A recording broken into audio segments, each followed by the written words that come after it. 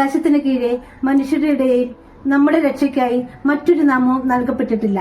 അപ്പോസ്തല പ്രവർത്തനങ്ങൾ 4:12. ഈശോ മിശിഹായ്ക്ക് സ്തുതിയായിരിക്കട്ടെ. സന്തോഷത്തിന്റെ സദ്വാർത്തയുമായി വീണ്ടും ഒരു ക്രിസ്മസ് കാലം വരവായി. ചരിത്രത്താളുകളിലും മാനവ ഹൃദയങ്ങളിലും ഒരുപോലെ ഇടം പിടിച്ച 2000 വർഷത്തിലേറെ പഴക്കമുള്ള പുൽക്കൂട്ടിലേക്ക് നമുക്കൊന്ന് എത്തി നോക്കാം. വിശുദ്ധ മത്തായിയുടെ സുവിശേഷം 1-ാം അധ്യായം 22-ാം വാക്യം, കന്യക ഗർഭം ധരിച്ച ഒരു പുത്രനെ പ്രസവിക്കും, ദൈവം നമ്മോടുകൂടെ എന്നർത്ഥമുള്ള ഇമ്മാനുവേൽ എന്നവൻ വിളിക്കപ്പെടും. ലോകരക്ഷിതാവായ യേശു ജനിച്ചത് ലോകത്തിന് സന്തോഷം നൽകുവാനാണ്.